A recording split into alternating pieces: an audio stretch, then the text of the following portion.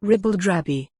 Poetry buffs have always accepted that some of Robert Burns' famous compositions are saucier than a family-sized bottle of Heinz ketchup, though some of the bard's lesser-known writings are even bawdier, and would be better suited to the top shelf of a newsagents rather than the verse section of the local Waterstones.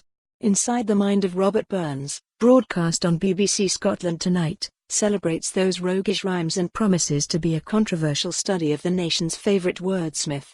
Reader John Greene is curious to know if any other celebrated Scottish literary figures have equally scandalous scribblings salted away.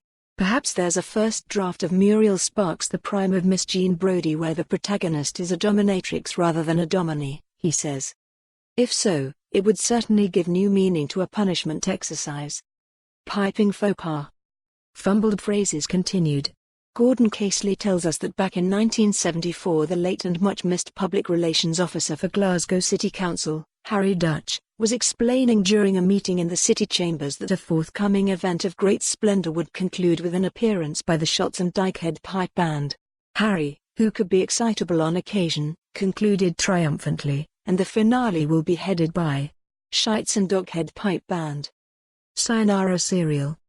Browsing in his local supermarket, an East Dunbartonshire reader overheard a woman, holding aloft a packet of Cheerios, say to her companion, "Do you think these are a good buy?" Angry steps. The Diary has been attempting to devise marketable movie concepts with Scottish themes, in the hope they'll be adapted for the big screen.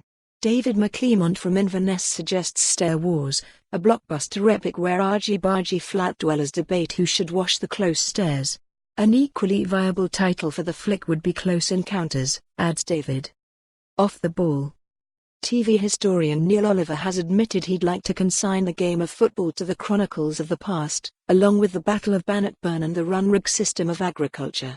He hated being forced to play the sport at school and scoffs at the aggrandizing title it bestows on itself as the beautiful game. Even though he's a highly learned fellow, Neil takes pride in his footballing ignorance.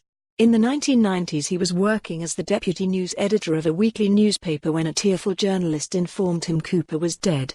A bamboozled Oliver could only reply, "But Tommy Cooper died years ago." The young reporter was less than impressed. "Not Tommy Cooper," he snorted. "Super Cooper. Davy Cooper." Read more, Govan Graving Docs, 1997 and 2019. For more on this story, visit the news article link.